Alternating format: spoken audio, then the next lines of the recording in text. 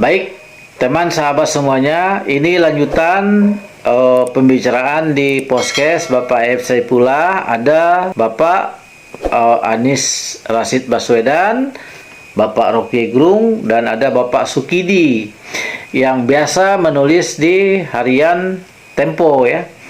Di pembicaraan ini saya ada menangkap dua ya yang semuanya berisi ya, semuanya penuh daging ya, poin-poin tentang kepemimpinan dan demokrasi.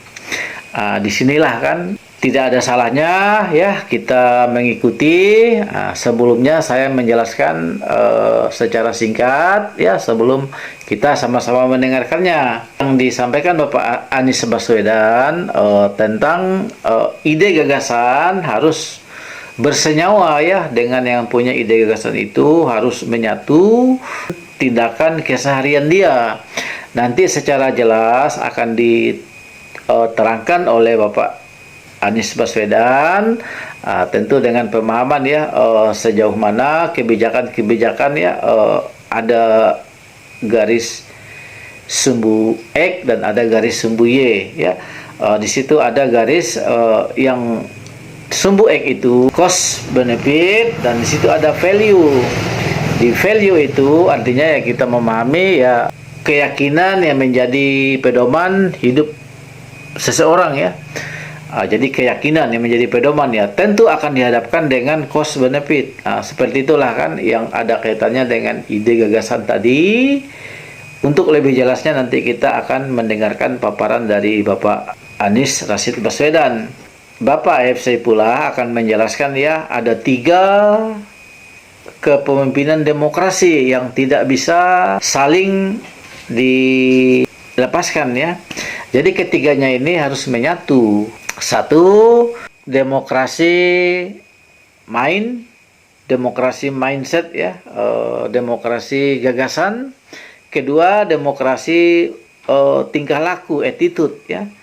3, demokrasi keterampilan. Jadi ketiganya ini tidak bisa saling dijalankan ya masing-masing. Dia harus bersamaan ya. Di situ kepemimpinan harus memiliki mindset ya, demokrasi mindset yang pertama tadi. Kedua, harus mempunyai attitude ya, perilaku tingkah laku ya. Ketiga, skill keterampilan. Jadi ketiganya ini ya harus saling bersinergi. Untuk lebih jelasnya kita mendengarkan penyampaian dari Bapak F. Saipullah ya di podcast ya yang saya coba ya menyimaknya ya. Sehingga mungkin ya kita dengarkan sama-sama. Oke? Gagasan itu setuju, Rob. Gagasan ini penting sekali. Ya. Dan gagasan itu harus bersenyawa dengan orangnya. Ya. Supaya dia muncul dalam insting pengambilan keputusan. Ya. Kalau gagasan itu tidak bersenyawa, dihadapkan dengan sebuah fenomena harus ambil keputusan, dia nggak muncul itu. Ya. Jadi misalnya gini, prinsip saya kalau laptopnya belum di-charge. iya, loh, kita akan ketemu dengan segala macam situasi kok kalau di situasi pengambilan keputusan itu. Nah, tapi kalau misalnya nih bicara keadilan sosial itu menjadi pegangan utama. Ketemu fenomena apapun dia akan gunakan ini tuh sebagai alat tuh. Ya. Kalau yang muncul pragmatisme, apalagi oportunisme, maka ya itu akan muncul. Ya. Kalau yang saya perhatikan saat ini, kalau dulu saya saat ini beberapa dekade ini, beberapa Saat ini nggak apa-apa. ya, sampai sekarang gitu maksud saya, bukan cuma sekarang aja. Jadi gagasannya itu, ya kalau bicara satu value, ya itu values. Yang satu lagi itu adalah cost benefit sebagai kuadran, Oke? Yang satu adalah cost benefit. Cost benefit artinya kan untung rugi ya. Cost benefit and value. Values itu kan Sumbu X-nya value, sumbu E-nya cost benefit. Oke. ketika sumbu values itu nggak ada dalam gagasan, maka setiap ketemu dilema dia akan melihat untung rugi. Oke. Tapi kalau ada sumbu values, ketika ketemu dilema, maka dia pertimbangkan 4 faktor nih. values, Jadi misalnya menghadapi keadilan. persoalan hilangnya satu sumbu ya. Ya, yang saya khawatirkan selama beberapa waktu ini kita hanya di Republik ini fokus pada Ya. cost benefit, Cost good benefit. and bad, Ya. bukan right and wrong aja, Ya. bukan values. Nah, apa yang terjadi? Yang terjadi kemudian ada ketika dikerjakan lewat waktu, rentang waktu, muncul inkonsistensi. Karena yang menjaga konsistensi itu sumbu yang vertikal, Ya. aksis yang X ini, itulah yang menjaga konsistensi. Ya. Nah, yang menarik, para pendiri Republik kita itu, apakah karena perjalanan intelektualnya yang hampir semuanya adalah kaum intelektual, di mana bacaan diperas menjadi penderitaan. Ya. Oke. Bayangin, bacaannya tentang kemerdekaan, bacaannya tentang kesetaraan, terus dicampur dengan perjalanan penjara, perjalanan penekanan, maka dia mengkristal menjadi sebuah idealisme yang solid. Jadi ketika kemudian masuk di fase merdeka gitu kira-kira nih, Ya, ya. mereka tuh melewati itu udah dengan pegangan yang kuat gitu. Ya. Nah, saya melihat ini harus dikembalikan. Ya. Kembalikan satu idenya, yang kedua harus diuji bersenyawa apa tidak dengan ide itu. Kalau nggak bersenyawa, ya statement dibuat, action nggak nyambung dengan statement. Oke, atau statement dibuat, habis itu teksnya nggak ada, Ya. nggak berulang itu Ya. statementnya. Nah. Jadi, ya stop sampai situ dulu. Usah. sebelum jadi kampanye kita stop.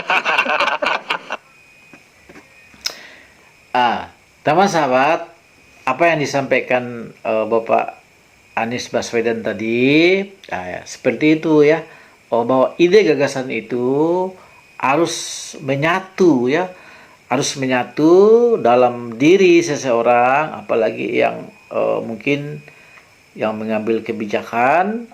Tentu apa yang menjadi statement, ide gagasannya, tentu realisasi penerapannya di bawah ya seperti itu tadi, harus benar-benar ya sesuai. Nah, itulah yang diharapkan kepemimpinan ke depan ya, mudah-mudahan ya, tidaklah dalam artian bahwa apa yang menjadi statement, yang menjadi visi misi, tapi realisasinya jauh yang diharapkan. Terus nanti kita akan mendengarkan yang dari model 3 kepemimpinan demokrasi nanti yang akan disampaikan oleh Bapak E.F. Saifullah ya. 1, demokrasi mindset, demokrasi main. 2, demokrasi attitude, tingkah laku, tata laku ya, yang berkaitan dengan etika, moral. Di sini demokrasi yang kedua ya. 3, demokrasi skill ya, keterampilan ya. Nanti akan jelas ya, sejelas-jelasnya akan disampaikan oleh Bapak F. Saifullah. Tentu ketiga asas kepemimpinan demokrasi ini dia tidak bisa saling berjalan sendiri-sendiri. Dia juga ya harus ada di setiap seseorang pemimpin itu harus memiliki 3 kriteria itu tadi. Dia harus punya mindset ya, dia harus punya attitude, dan dia harus punya skill. Itu. Oke, teman sahabat, kita lanjut mendengarkan pembicaraan dari Bapak F. Saifullah di podcast ya, di podcast Bapak F. Saifullah juga. Jadi kalau kita bawa obrolan kita ini ke ranah soal kepemimpinan dalam demokrasi, itu kan memang studi-studi tentang demokrasi dan kepemimpinan di banyak tempat itu mengatakan bahwa ada 3 faktor yang harus berperan, dan itu bersamaan. Jadi gagasan atau democratic mind itu harus ada. Tidak mungkin orang bisa memimpin tanpa ada gagasan-gagasan, tanpa ada ide. Dan itu demokratis gitu. Jadi democratic mind. Yang kedua, tata laku. Sesuatu yang dia wujudkan dalam langkah, dalam apa yang dia kerjakan gitu. Jadi attitude, democratic attitude itu harus jalan. Yang ketiga yang juga kemudian bisa membuat kepemimpinan berjalan, dan ini penting, adalah democratic skills, keterampilan, termasuk misalnya mengendalikan banyak orang yang tadinya begitu berkuasa menjadi tunduk di bawah dia. Dalam waktu yang sangat cepat dia bisa mengendalikan semua pos-pos terpenting di bawahnya dan lain-lain, itu skills. Persoalannya saya kira seringkali pemimpin-pemimpin republik ini belakangan ya, itu ketika skillsnya luar biasa gitu, gagasannya nggak ada.